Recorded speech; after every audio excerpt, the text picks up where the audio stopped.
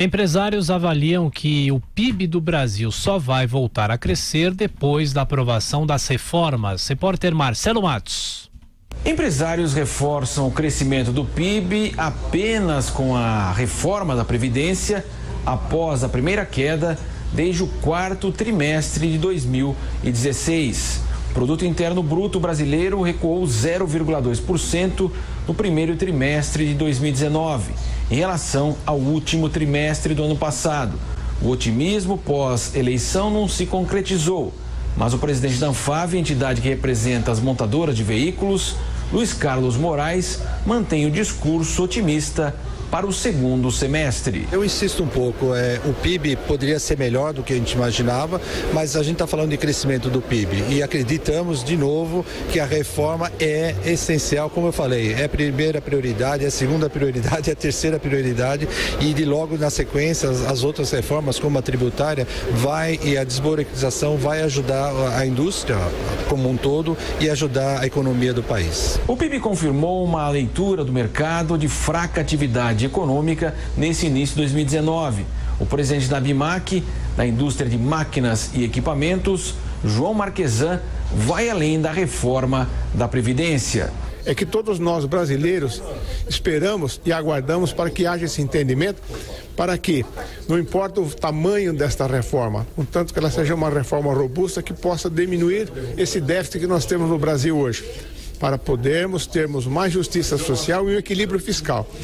E essa reforma tributária, para que a gente possa ter uma isonomia com os outros países para reduzir parte do custo do Brasil, que hoje um dos pontos muito importantes é a questão da reforma tributária, para que nós possamos ser mais competitivos. O resultado representa uma interrupção da recuperação econômica, apesar do ritmo lento, e o temor maior dos empresários é o risco da recessão, com 2 trimestres seguidos de queda do PIB. Josias de Souza, essa história das reformas é uma receita velha, não é? É incrível, né? Nós estamos girando como se fôssemos um parafuso espanado, né? E não se pode atribuir responsabilidade pela crise econômica, pela crise fiscal, sobretudo, ao presidente Jair Bolsonaro. Ele assumiu com um buraco extraordinário.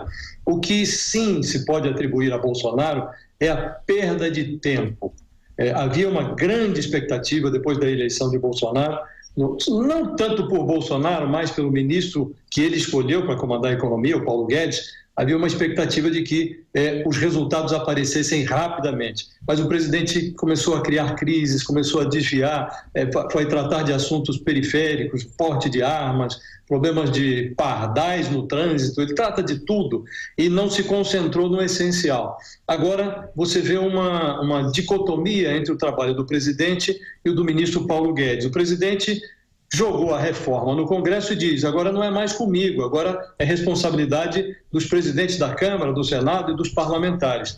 O ministro Paulo Guedes pensa diferente. Ele se achegou a Rodrigo Maia, está tentando se estreitar as inimizades com o pessoal do Centrão. Na semana passada se reuniu com o pessoal do Partido Progressista, o PP, que é campeão no ranking da Lava Jato, de enrolados na Lava Jato, e é a força motriz do Centrão no Congresso. Paulo Guedes concluiu que não dá para aprovar a reforma da Previdência sem se entender de alguma maneira com essa gente.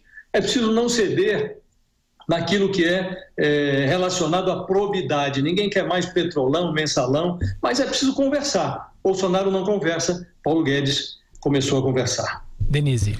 Olha, Tiago, além da expectativa muito grande em relação às reformas, especialmente da Previdência, agora também a tributária, que a gente tem um projeto paralelo já correndo no Congresso, que tem uma boa receptividade junto ao empresariado, pode trazer um alívio em termos de burocracia na área tributária. Se espera um programa melhor organizado por parte da equipe econômica mesmo, no que se refere a estímulos ao crescimento da economia. Fica cada vez mais claro aí a percepção de que só a reforma não vai fazer a economia crescer de uma forma mais substancial. Tira uma trava do caminho, sem dúvida alguma. Sem a reforma não dá para pensar em retomada do crescimento, mas aprovada a reforma, se espera que o governo consiga encaminhar um programa com rapidez, que mostre um programa bem estruturado para levar adiante privatizações, concessões, medidas para desburocratizar de fato a economia. O governo tem anunciado muitas medidas, tem lançado essas medidas, mas por enquanto nada que faça efetivamente diferença. Por enquanto a gente vai trabalhando com esse potencial de crescimento de pouco mais de 1%, o que fica devendo ainda em termos de recomposição de tudo que foi